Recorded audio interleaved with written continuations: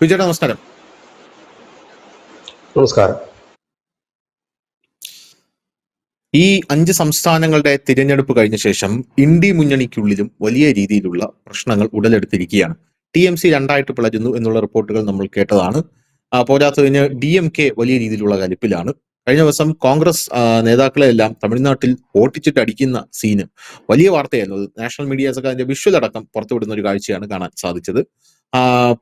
AAP പിളർന്ന് തകർന്ന് ഒരു പ്രശ്നത്തിലായിരിക്കുകയാണ്. പഞ്ചാബിൽ കഴിഞ്ഞ ദിവസം വലിയ റെയ്ഡൊക്കെ നടന്നിരുന്നു. ഒരു മന്ത്രിയെ അറസ്റ്റ് ചെയ്തിട്ടുണ്ടെന്നുള്ള റിപ്പോർട്ട് പുറത്തു വരുന്നുണ്ട്. കേരളത്തിൽ CPM ആണെങ്കിൽ ഒരു ഗതിയും പരഗതിയില്ലാതെ ചരിത്രത്തിലെ ഏറ്റവും വലിയ തകർച്ചയുടെ വക്കിൽ നിൽക്കുന്ന ഒരു സാഹചര്യമാണ് ഉള്ളത്. ഉത്തർപ്രദേശിലേക്ക് വരുമ്പോൾ SP നേതാവായിട്ടുള്ള അഖിലേഷ് യാദവ്, അസം ഖാൻ MP, ഷഫീഖുൾ റഹ്മാൻ ബാർക്ക്, ഇവരെ 3 പേരെയും ലക്ഷ്യമിട്ടുകൊണ്ടുള്ള നിഗൂഢമായിട്ടുള്ള ഫ്ലക്സ് ബോർഡുകൾ അഥവാ ഹോർഡിങ്ങുകൾ പല ജില്ലകളിലും ഒരു സുപ്രഭാതത്തിൽ പ്രത്യക്ഷപ്പെടുകയാണ്. അഖിലേഷ് യാദവിന് ഇപ്പോഴും ശക്തി കുറവൊന്നുമില്ല, ശക്തി ഉണ്ട് എന്ന് വിശ്വസിക്കുന്ന ഒരാളാണ് ഞാൻ. കാരണം കഴിഞ്ഞ തവണ യോഗി ആദിത്യനാഥുമായിട്ടുള്ള മത്സരത്തിൽ അഖിലേഷ് യാദവ് അത്യാവശ്യം അവിടെ MLA സീറ്റൊക്കെ നേടിയ ഒരു വ്യക്തിയാണ്. അങ്ങനെയുള്ള അഖിലേഷ് യാദവിന് ഉത്തർപ്രദേശിനകത്ത് അഖിലേഷ് യാദവിന്റെ ശക്തി ക്ഷയിക്കുന്നു എന്നുള്ളതിന്റെ നേരുദാഹരണമാണ് ഈ ഹോർഡിങ്ങുകൾ എന്നാണ് പല ആൾക്കാരും വിലയിരുത്തുന്നത്. രാഷ്ട്രീയ വിവാദം പുകയുകയാണ് ഉത്തർപ്രദേശിൽ. SP നേതാക്കൾ വൈദ്യുതി മോഷണവും പ്രീണന രാഷ്ട്രീയവും ആരോപിക്കുകയാണ്. അതായത് ഇവരുടെ അഴിമതികളാണ് ആ ഫ്ലക്സ് ബോർഡിൽ വച്ചിരിക്കുന്നത്. എന്തായാലും പാർട്ടി പ്രവർത്തകർ തന്നെയാണ് വച്ചിരിക്കുന്നത് എന്നുള്ളത്. അതായത് പാർട്ടിക്കകത്ത് തന്നെ വലിയ രീതിയിലുള്ള പ്രശ്നം, ഇവരുടെ വൈദ്യുതി മോഷണം, പ്രീണന രാഷ്ട്രീയം, പിന്നെ ഇവർ പ്രധാനമായിട്ടും ഇവരുടെ ഈ മതേതരത്വം തുളുമ്പുന്ന ഇമേജുകൾ, അത് ഇവരുടെ പാർട്ടിക്കകത്ത് തന്നെ വലിയ രീതി, അത് യോഗി ആദിത്യനാഥിന് ഒരു വലിയൊരു എന്താ പറയാ, വലിയൊരു ഇവർ കൊടുക്കുന്ന ഒരു പിന്തുണ പോലെയാണ് എനിക്ക് തോന്നുന്നത്. അങ്ങനെയുള്ള സംഭവങ്ങൾ വരുന്നു. എന്താണ് യഥാർത്ഥത്തിൽ ഇന്ത്യ മുന്നണിക്കകത്ത് സംഭവിക്കുന്നത്? ഉത്തർപ്രദേശിൽ ഈ ഫ്ലക്സ് ബോർഡുകൾ നിലവിൽ വരാനുള്ള ഒരു പ്രത്യേക സാഹചര്യമൊന്നും ഞാൻ കാണുന്നില്ല. എങ്കിലും ഇത്രയും പ്രത്യേക ഒരു സാഹചര്യം എങ്ങനെയാണ് ഇവിടെ ഉണ്ടായത്? എന്ത് തോന്നുന്നു ബിജേട്ടൻ? ഒറ്റയടിക്ക് പറഞ്ഞു കഴിഞ്ഞാല് ഈ ലോക്സഭാ തെരഞ്ഞെടുപ്പ് കഴിഞ്ഞപ്പോൾ നമ്മള് ഇതിനൊക്കെ സംസാരിച്ചപ്പോൾ പറഞ്ഞിരുന്നു, BJPക്ക് 240 സീറ്റ് കിട്ടിയുള്ളൂ എന്നുള്ളതിലത് എല്ലാവർക്കും വലിയ വിഷമം തോന്നിയിരുന്നു. ആ പാർട്ടിയെ സ്നേഹിക്കുന്നില്ലെങ്കിൽ ആ നിലപാടുകളെ സ്നേഹിക്കുന്നവർക്ക് എല്ലാവർക്കും വിഷമം തോന്നിയിരുന്നു. അന്ന് നമ്മൾ പറഞ്ഞിരുന്നു, നരേന്ദ്രമോദി ഇറങ്ങുമ്പോഴേക്കും അദ്ദേഹം കേവല ഭൂരിപക്ഷം കടന്ന് പോകും BJPക്ക് എന്ന് പറഞ്ഞിരുന്നു. അതായത് സാധൂകരിക്കുന്ന രീതിയിലാണ് കാര്യങ്ങളൊക്കെ മുൻപോട്ട് പോകുന്നത്. സമാജ്വാദി പാർട്ടിയിലെ പുതിയ പ്രശ്നങ്ങളൊന്നും അല്ല ഇപ്പോൾ ഉള്ളത്. അത് കഴിഞ്ഞ കുറെ നാളുകളായി പുകഞ്ഞുകൊണ്ടിരിക്കുന്ന കാര്യങ്ങളാണ്. വീണ നന്ദ അവരുടെ ദേശീയ വൈസ് പ്രസിഡന്റാണ്. അവർ കഴിഞ്ഞ ദിവസം മമതാ ബാനർജിയെ എതിർത്തുകൊണ്ട് രംഗത്തെത്തിയിരുന്നു. മമതാ ബാനർജിയുടെ കൈയിരിപ്പ് കൊണ്ടാണ് തോറ്റുപോയതെന്ന് പറഞ്ഞു. തൊട്ടു പിന്നാലെ അഖിലേഷ് യാദവ് എത്തുകയും അഖിലേഷ് യാദവ് മമതയുടെ വീട്ടിൽ പോകുന്ന സാഹചര്യം ഉണ്ടായി. അപ്പോൾ തന്നെ അവരുടെ മരം നീക്കി പുറത്തു വന്നു. അതിന് മുമ്പ് തന്നെ അഖിലേഷ് യാദവിന്റെ കുടുംബത്തിൽ തന്നെ സ്പ്ലിറ്റ് ഉണ്ടാകുകയും അതില് ചേട്ടന്റെ വൈഫ് പിണങ്ങി BJPയുടെ പാളയത്തിലെത്തുകയും BJP MLA ആകുകയൊക്കെ ചെയ്തു. അപ്പൊ ഉടക്ക് ഇന്നും തുടങ്ങിയിട്ടുള്ളതല്ല. കാരണം ഇവിടെ പ്രശ്നം എന്താണെന്ന് വെച്ചാൽ കുടുംബ പാർട്ടിയാണ്. മുലായം സിംഗിന്റെ അളിയൻ, അതായത് അഖിലേഷിന്റെ അമ്മാവൻ പപ്പു യാദവും അടക്കം ഒരു സംഘമാണ് ഇതിനകത്ത്. ഇതിൽ പപ്പു യാദവ് ഇടയ്ക്ക് BJPയിൽ വന്നു. ഇപ്പൊ അദ്ദേഹം പാർട്ടിയൊന്നുമില്ല, BJPയുടെ ഒരു ഓരം ചേർന്ന് നിൽക്കുന്ന ഒരു MLA ആയിട്ട് വരുന്നു. ഇതിൽ കുടുംബ വഴക്ക് ഭയങ്കരമാണ്. ഈ കുടുംബ പാർട്ടിയുടെ പ്രശ്നം അതാണ്. നമ്മുടെ ലല്ലുവിന്റെ പാർട്ടിക്ക് എന്താ സംഭവിച്ചത്? ലല്ലുവിന്റെ പാർട്ടിക്ക് ചേട്ടനും അനിയനും തമ്മിലടി, ചേട്ടന്റെ അനിയന്റെയും ഭാര്യമാര് തമ്മിലടി, കുടുംബത്തിൽ മൊത്തം അടി, പെൺപിള്ളേരെല്ലാം കൂടെ 9 പേരുണ്ട്, എല്ലാം പല വഴിക്കായി. അവളുമാരുടെ വലിയ പ്രശ്നം, ചേട്ടൻ കൈയിട്ട് വരുന്നു, ഇല്ലെങ്കിൽ അങ്ങനെ വലിയ പ്രശ്നം. ഈ സ്വത്തും പണവും ഒക്കെ ഒരു കുടുംബത്തിൽ കുന്നുകൂടി കഴിയുമ്പോൾ കുടുംബത്തിൽ ഉണ്ടാകുന്ന ചില അന്തഛിദ്രങ്ങളാണ്. അത് തന്നെയാണ് സമാജ്വാദി പാർട്ടികൾ സംഭവിച്ചത്. ഈ കുടുംബ പാർട്ടികൾ എന്ന് പറഞ്ഞാല് ഇപ്പൊ എന്താ മമതയുടെ കേസിൽ അവിടെ സംഭവിക്കുന്നത്, ബംഗാൾ സംഭവിക്കുന്നത്, അവിടെ ഇത് തന്നെ സംഭവിക്കുന്നത്. അഭിഷേക് ബാനർജി അദ്ദേഹത്തെ അനുകൂലിക്കുന്നവര്, മമതയെ അനുകൂലിക്കുന്നവർ, ഇതാണ് അങ്ങനത്തെ ഒരു വിഷയം. BJPയിൽ ഇങ്ങനത്തെ വിഷയം ഉണ്ടാകുന്ന കാര്യം എന്ന് വെച്ചാൽ അവർ ഒരു കുടുംബാധിപത്യ പാർട്ടിയല്ല.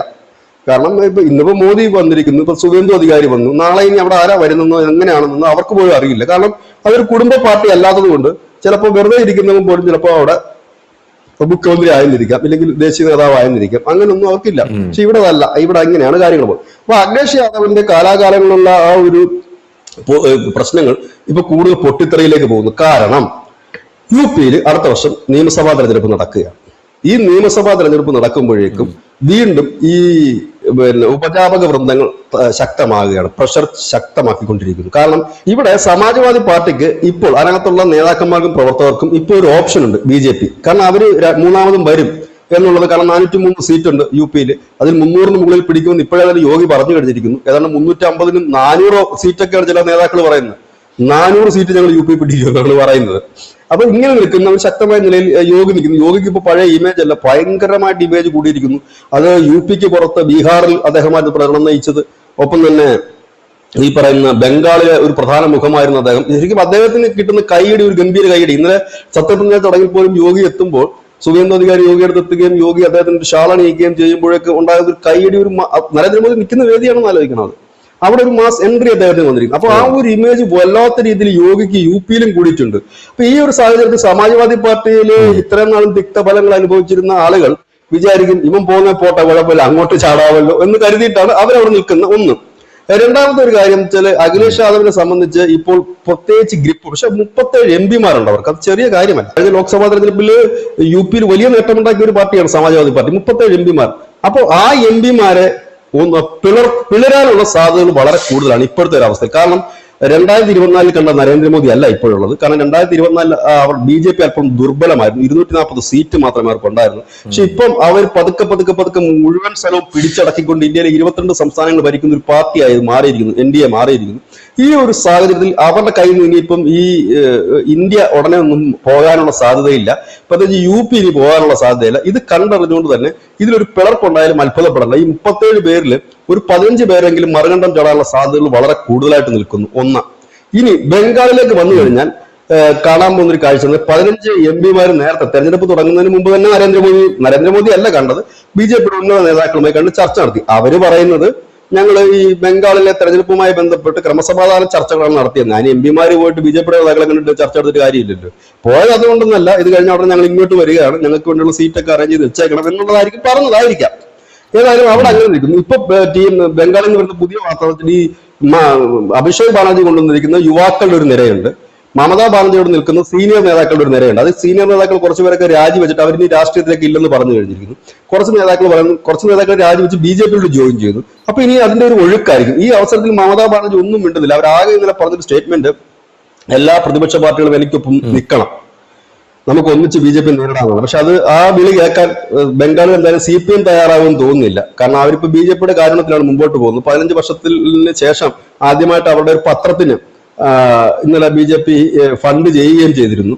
അപ്പൊ ഇങ്ങനെ നിൽക്കുന്ന ഒരു കാര്യം. അപ്പോ അവരുടെ BJP-യുടെ ഔദാര്യത്തിലാണ് അവിടെ പരസ്യം കൊടുത്തത്. BJP-യുടെ ഔദാര്യത്തിലാണ് അവിടെ ത്രിപുരയിലും ബംഗാളിലും ഒക്കെ ഇപ്പം CPM ഒരു പ്രകടനം നയിക്കണമെങ്കിൽ തന്നെ നടത്തും. പിന്നെ ഇവിടുത്തെ സഖാക്കൾക്ക് വേറെ ഒന്നും പറയാനില്ലാത്തതുകൊണ്ട് ത്രിപുരയിലെ ചെങ്കൊടി, ഈ ബംഗാളിലെ ചെങ്കൊടി എടുത്തിട്ട് അങ്ങനെയാണ് ഇങ്ങനെയാണെന്നൊക്കെയുള്ള.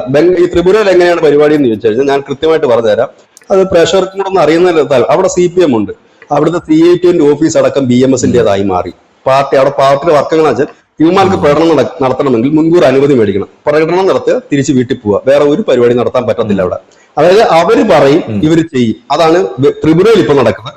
അതിന് സമാനമായി തന്നെ ആയിരിക്കും ഇപ്പോൾ വെസ്റ്റ് ബംഗാൾ നടക്കുന്നത്. കാരണം എന്താണെന്ന് അറിയാമോ, ഇത് പറയുമ്പോൾ ചോദിക്കും ജനാധിപത്യത്തെ കൊല്ലുകല്ലേ എന്ന് വെച്ചാൽ, ഇത്രയും നാൾ ഇവന്മാര് ചെയ്തു കൂട്ടിയത് ഇങ്ങനെയൊക്കെ തന്നെയായിരുന്നു. അവിടെ മറ്റു പാർട്ടികളെ വർക്ക് ചെയ്യാൻ അനുവദിക്കാതെ അവരെ കൊന്നു തള്ളിക്കൊണ്ടിരുന്നു. മറ്റേ ത്രിപുരയിലൊന്നും അവന്മാർ കൊല്ലുന്നില്ല.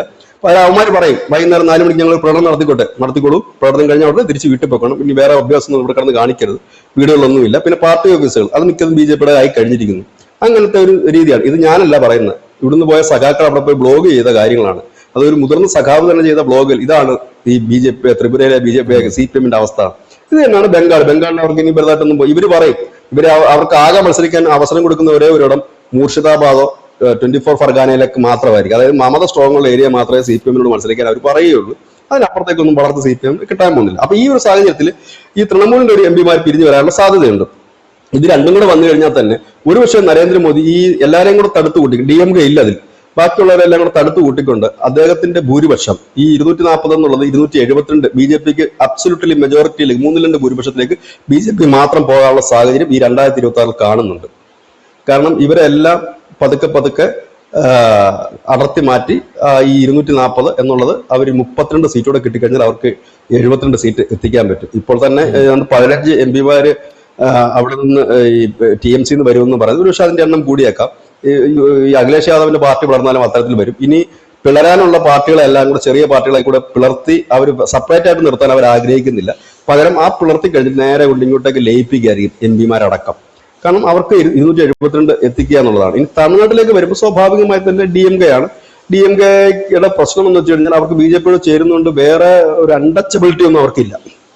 ഇവിടെ AB വാജ്പേയി സർക്കാരിനെ പിന്തുണച്ച് അതിൽ മുരളീമാരൻ മന്ത്രിയായിട്ടൊക്കെ ഇരുന്ന് ഭരിച്ചിട്ടുള്ളതാണ്. അവർക്ക് അതിനകത്ത് വിഷയങ്ങളോ ഇല്ലെങ്കിൽ അങ്ങനെ ഒന്നുള്ളതില്ല. പിന്നെ അവർക്ക് നിലനിൽപ്പിന്റെ ഭാഗമായിട്ട് ആരെങ്കിലും എതിർക്കണമല്ലോ, അതുകൊണ്ട് അവർ BJP എതിർത്തു എന്ന് മാത്രമേ ഉള്ളൂ. അവരുടെ ഭാവി എന്താണെന്ന് അറിയത്തില്ല. ഏതായാലും BJP സംബന്ധിച്ച് തമിഴ്നാട്ടിൽ DMK അല്ലെങ്കിൽ ADMK രണ്ടുപേരുണ്ട്. ഇഷ്ടമുള്ള നമുക്ക് സെലക്ട് ചെയ്യാൻ കഴിയും. രണ്ടുപേരുമായിട്ട് അത്യാവശ്യം നല്ല ബന്ധങ്ങളാണ് മുമ്പോട്ട് പോകുന്നത്. അവരത് ശ്രമിക്കുമോ ഇല്ലെന്നറിയില്ല. എങ്കിലും ഒരു സൈലന്റ് പാർട്ണർ എന്ന നിലയിൽ DMK കൊണ്ടുപോകാനായിരിക്കും BJP ഇനിയുള്ള കാലം ശ്രമിക്കുന്നത്. കാരണം പാർലമെന്റിൽ BJP പ്രധാനപ്പെട്ട ബില്ലുകൾ പാസ്സാക്കുന്ന സമയങ്ങളിൽ DMK പാർലമെന്റ് ബഹിഷ്കരിച്ചാൽ പോലും അത് പ്രതിപക്ഷത്തെ വലിയ പ്രതിസന്ധിയിലേക്ക് ആക്കുമെന്നുള്ള ഒരു സംശയമില്ല. ഇതേ ടെക്നിക്ക് തന്നെയായിരുന്നു 2019 നരേന്ദ്രമോദി ജയിച്ചതിന് ശേഷം ബിജു ജനതാദൾ സ്ഥിരമായി ചെയ്തുകൊണ്ടിരുന്ന ഒരു അഭ്യാസമായിരുന്നു ഇത്. ബിജു ജനതാദള് പാർലമെന്റിൽ BJPയുടെ ബില്ലുകളെ എതിർക്കും. വോട്ടെടുപ്പിന്റെ സമയം വരുമ്പോഴത്തേക്കും ബിജു ജനതാദളിന്റെ അംഗങ്ങളൊക്കെ ഇറങ്ങിപ്പോകും. പിന്നെ ചില ബില്ലുകളിലൊക്കെ അവര് BJP സപ്പോർട്ട് ചെയ്തിട്ടുണ്ട്, ഓപ്പണായിട്ട് വോട്ടും ചെയ്തിട്ടുണ്ട്. അങ്ങനെ ഒരു സംഭവം ഞാൻ എപ്പോഴും പറയാറുണ്ട്. BJP എപ്പോഴും രണ്ടുപേരെ ചിന്ന വീടും തായ് വീടും നിലനിർത്തിക്കൊണ്ടു പോകുന്ന ഒരു പാർട്ടിയാണ്. ഒരു ഭാര്യ അവർക്ക് ഉണ്ടാകും, ഒപ്പം തന്നെ കാമുകയും ഉണ്ടാകും. രണ്ടുപേരെ ഒരേപോലെ തന്നെയാണ് ഇവർ കൈകാര്യം ചെയ്യുന്നതും കൊണ്ടു നടക്കുന്നതും ഒക്കെ. അതുകൊണ്ട് തന്നെ ഇനിയിപ്പോൾ അങ്ങനത്തെ ഒരു തന്ത്രത്തിലേക്കായിരിക്കും. പക്ഷെ അതിനേക്കാൾ മുമ്പ് എനിക്ക് തോന്നുന്നു ഈ അഖിലേഷിന്റെ പാർട്ടി TMC പിളരാനുള്ള സാധ്യതകൾ വളരെ കൂടുതലാണ്. കാരണം അഖിലേഷ് യാദവിന്റെ പാർട്ടിക്കകത്തുള്ള ഒരു ആഭ്യന്തര വിഷയം ഇപ്പോൾ മറന്നീക്ക് പുറത്തു വന്നിരിക്കുന്നതാണ്. ധനുഷ് ആദ്യം പറഞ്ഞത് ഈ ഫ്ലെക്സ് ബോർഡുകൾ സ്ഥാപിക്കപ്പെട്ടിട്ടുണ്ടോ എന്നുള്ളത് തന്നെ. അത് മീണാനന്ദ എന്ന് പറയുന്ന ദേശീയ വൈസ് പ്രസിഡന്റ് നേരത്തെ തന്നെ അടഞ്ഞു നിൽക്കുകയാണ്. ഈ ഞാനീ പറയുന്ന മീണാനന്ദ എന്നൊക്കെ കേൾക്കുമ്പോൾ ധനുഷ് ചിലപ്പോൾ വിചാരിക്കും ഇത് അവരുടെ പാർട്ടി പുറത്തുള്ള ഏതെങ്കിലും നേതാക്കളെ. ഇതെല്ലാം ബന്ധുക്കളാണ്, കംപ്ലീറ്റ് ബന്ധുക്കളും സ്വന്തക്കാരും കൂട്ടുകാരേ ഉള്ളൂ ഇതിനകത്തുള്ളതെല്ലാം. ഇതിലെല്ലാം ബന്ധു സ്വന്തമാണ്. ഇത് അതിനകത്ത് ഒരു ടീമാണ് BJPയുടെ MLA ആയിട്ടിരിക്കുന്ന ചേട്ടന്റെ ഭാര്യ, പേര് ഞാൻ മറന്നുപോയി, ചേട്ടന്റെ ഭാര്യയാണ് ഇരിക്കുന്നത്. ഇതൊക്കെ അഖിലേഷ് യാദവ് MP, ഡിംപിൾ യാദവ് പെണ്ണുമ്പിള്ള MP, പിന്നെ അമ്മാവൻ MLA, അനന്തരവൻ MLA, ബന്ധുക്കളെല്ലാം MLA MP-മാര്, പിന്നെ ഇവരുടെ ഗുണ്ടാ സംഘങ്ങളിൽ പല നേതാക്കന്മാരും MLA-മാരും MP-മാരും, അതെല്ലാം സ്വന്തം പാർട്ടിയാണ്. അപ്പൊ അതിനകത്ത് വരുന്നു. അപ്പം അവരെ സംബന്ധിച്ച് ഇപ്പൊ സമാജ്വാദി പാർട്ടിയിലെ MLA-മാർക്ക് നേതാക്കന്മാരെ സംബന്ധിച്ച് അവർക്ക് ഒരു വലിയ ഓപ്ഷൻ ഇപ്പൊ BJP കിടപ്പുണ്ട്. കാരണം അവർ അധികാരത്തിൽ വരികയാണെങ്കിൽ MLA ആയാലും കുഴപ്പമില്ല, വേറൊരു സംവിധാനം UP-യിലുണ്ടല്ലോ. UP-യിലല്ല, നോർത്ത് ഇന്ത്യ മുഴുവൻ MLC എന്ന് പറഞ്ഞൊരു സംവിധാനമുണ്ട്. MLA ആകണം നിർബന്ധമില്ലല്ലോ. MLC ആയാലും MLA-യുടെ അതേ പവർ തന്നെയാണ് ഉള്ളത്. അപ്പൊ അധികാരം ഉള്ളിടത്തേക്ക് പോവുക. കാരണം ഇനി മുങ്ങുന്ന കപ്പലിൽ ആരെങ്കിലും നിൽക്കില്ല.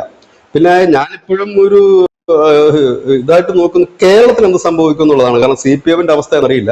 ഇന്നിപ്പോൾ ഞാനിവിടെ വന്ന് ഇരിക്കുന്നതിന് തൊട്ട് മുമ്പ് കണ്ട വാർത്ത, പാലക്കാട് 20 CPM നേതാക്കൾ രാജിവെച്ചിരിക്കുന്നു. ഏതായാലും അവർ BJP-യിലേക്ക് വരാൻ സാധ്യതയൊന്നുമില്ല. കോൺഗ്രസിലേക്ക് പോകാനുള്ള സാധ്യതകൾ വളരെ കൂടുതലാണ്. ഏതായാലും ഈ വരുന്ന ദിവസങ്ങളിൽ CPM-ൽ നിന്ന് കോൺഗ്രസിലേക്ക് ഒരു ഒഴുക്ക് കേരളത്തിൽ ഉണ്ടായാലും അത്ഭുതപ്പെടാനില്ല. സാധാരണപ്പെട്ട ആളുകൾ BJP-യിലേക്കും വരും, നേതാക്കന്മാർ കുറച്ച് പേര് കോൺഗ്രസിലേക്ക് പോകും. കാരണം അധികാരമുള്ളത് കോൺഗ്രസിനാണ്. അണികളെ സംബന്ധിച്ച് അധികാരമല്ല വേണ്ടത്, മനസ്സമാധാനമാണ് വേണ്ടത്. അതുകൊണ്ട് അവർ BJP-യിലേക്ക് വരാനുള്ള സാധ്യതയാണ് കേരളത്തിന് കാണുന്നത്. ഏതായാലും നമുക്ക് അധികം വൈകാതെ തന്നെ നരേന്ദ്രമോദി കേവല ഭൂരിപക്ഷം നേടുന്ന ഒരു കാഴ്ച നമുക്ക് കാണാൻ കഴിയും. BJP ഒറ്റയ്ക്ക് പാർലമെന്റിൽ 272 സീറ്റ്. കാരണം അവരിപ്പോ രാജ്യസഭയിൽ തന്നെ ഇപ്പൊ അവർ വളരെയധികം മുന്നിലോട്ട് പോയി കഴിഞ്ഞിരിക്കുന്നു. അതുകൊണ്ട് പോകാൻ സാധ്യതയുണ്ട്. ഇതൊക്കെ ഇതിനകത്തൊന്നും BJP-യെ കുറ്റപ്പെടുത്തിയിട്ട് ഒരു കാര്യമില്ല. കാരണം നമ്മൾ തന്നെ കുഴി കുഴിച്ച് അതിനകത്തോട്ട് വീണിട്ട് നമ്മൾ മറ്റു പാർട്ടികളെ കുറ്റപ്പെടുത്തിയിട്ട് കാര്യമുണ്ട്. രാഹുൽ ഗാന്ധി എല്ലായിടത്തും പോയി കുഴി കുഴിക്കുകയല്ലേ ചെയ്യുന്നത്. എന്നിട്ട് പറയുന്നത് എന്താണ്, BJP തടയാനാണെന്ന്. ഇവിടെ തമിഴ്നാട്ടിൽ ഒരു MLA ഉള്ള BJP എങ്ങനെയാണ് ഭരണത്തിൽ വരുന്നത്? BJP തടയാനാണ് വിജയ്ക്ക് പിന്തുണ കൊടുത്തതെന്നാണ് പറയുന്നത്. അതൊക്കെ വളരെ രസകരമായ കാര്യം. ഒരു MLA ഉള്ളൂ, ആ MLA കുറിച്ച് പോലും BJP-ക്കാരും കിട്ടുന്നില്ല, ഒരു പോസ്റ്റ് ഇടുകയോ ഇല്ലെങ്കിൽ ഒന്നും തന്നെ ചെയ്യുന്നില്ല. അപ്പൊ പിന്നെ BJP തടയാൻ അങ്ങനെയാണെന്നുണ്ടെങ്കിൽ അറിയില്ല എങ്ങനെയാണെന്നുള്ള. ഇത് തന്നെയല്ലേ മമതാ ബാനർജിക്കെതിരെ പോയിട്ട് അവിടെ പോയി ചെന്ന് പ്രസംഗിച്ച് അവിടെ കുളവാക്കിയിട്ടു. അഖിലേഷുമായിട്ട് പണ്ടേ ഇതാണ്. ലല്ലു പ്രസാദിന്റെ മോഹൻ പറഞ്ഞിരിക്കുന്നത് ബീഹാറിൽ കയറി കാലും കൈയും തല്ലി ഒടിക്കുമെന്നാണ് പറഞ്ഞിരിക്കുന്നത്. കാരണം ഈ നിയമസഭാ ഇലക്ഷന് അവരുടെ കയ്യിൽ നിന്ന് ബലം പിടിച്ച് കുറെ സീറ്റ് മേടിച്ചായിരുന്നല്ലോ മത്സരിക്കാനായിട്ട്. ജോഡോ യാത്രയൊക്കെ നടത്തി. യാത്രയും പോളി, സീറ്റും ഇല്ല, മൊത്തത്തിൽ കുളവാക്കി പറഞ്ഞാൽ വളരെ ഇതായിട്ട് പറഞ്ഞു കോൺഗ്രസ് ഇനി 7000 അടുപ്പിക്കത്തില്ലെന്ന്. അഖിലേഷ് യാദവിന് വലിയ താല്പര്യം ഇല്ല. അഖിലേഷ് യാദവ് പറഞ്ഞില്ല, കഴിഞ്ഞ ദിവസം പറഞ്ഞു, നമ്മുടെ ന്യൂസ് ചാനലിൽ ഒരു വാർത്ത അതായിരുന്നു. അഖിലേഷ് യാദവ് പറഞ്ഞാൽ നമുക്കൊരു കുറുമുന്നണി രൂപീകരിക്കാനുള്ള തയ്യാറെടുപ്പിലാണ് അഖിലേഷും മമതയും ഈ DMK-യും കൂടെ ചേർന്നത്. ഇങ്ങനെയൊക്കെയാണ് കാര്യങ്ങൾ മുമ്പോട്ട് വന്നത്. ഇതിപ്പോ BJP അതിനകത്ത് എന്ത് ചെയ്യാനാണ്? അവരായി അവരുടെ എന്താണ് കർമ്മദോഷം ഇല്ലെങ്കിൽ അവരുടെ എന്താണ് പറയുന്നത് സുഹൃതക്ഷയം എന്ന് പറയുന്ന അവസ്ഥയിലാണ് അവർ നിൽക്കുന്നത്. അതിനകത്ത് ആരെയും കുറ്റപ്പെടുത്തിട്ട് കാര്യമില്ല. അവർ തന്നെ അങ്ങോട്ടും ഇങ്ങോട്ടും തമ്മിൽ തല്ലി നശിക്കുന്നതിന് ആരെ കുറ്റപ്പെടുത്താൻ പറ്റും? പിന്നെ വേറൊരു കാര്യമുണ്ട്, രാഷ്ട്രീയമാണ്. നശിക്കുന്ന സ്വാഭാവികമായി അടുത്ത് നിൽക്കുന്ന BJP അവരും രാഷ്ട്രീയ പാർട്ടിക്കാരാണ്. അവർ സ്വാഭാവികമായിട്ട് ഇവരെ സ്വീകരിക്കും. നമ്മുടെ മലയാള മാധ്യമങ്ങളുമായി കുതിര കച്ചവടം വിജയ് നടത്തിയാൽ പറയും അത് എന്താണ് ജനാധിപത്യത്തിന്റെ ഉദാത്ത മാതൃക എന്ന് പറയും. റിസോർട്ട് രാഷ്ട്രീയം അല്ല. ഇപ്പം വിജയുടെ ഈ CPM കോൺഗ്രസ് ഒക്കെ വന്നപ്പം മറ്റേ ഒരു വിടുതല കക്ഷിയൊക്കെ വന്നില്ല. അപ്പൊ പറഞ്ഞത് ഉദാത്ത മാതൃക ജനാധിപത്യത്തിന്റെ. BJP ആണ് ഇത് ചെയ്തിരുന്നെങ്കിൽ കുതിര കച്ചവടം, കഴുത കച്ചവടം എന്ന് പറഞ്ഞത്. അത്രയുള്ള വ്യത്യാസമേ ഉള്ളൂ ഇതിനകത്ത്. എന്താ അവര് പാർട്ടിയല്ലേ, അവര് നടത്തും അങ്ങനെയൊക്കെ തന്നെ.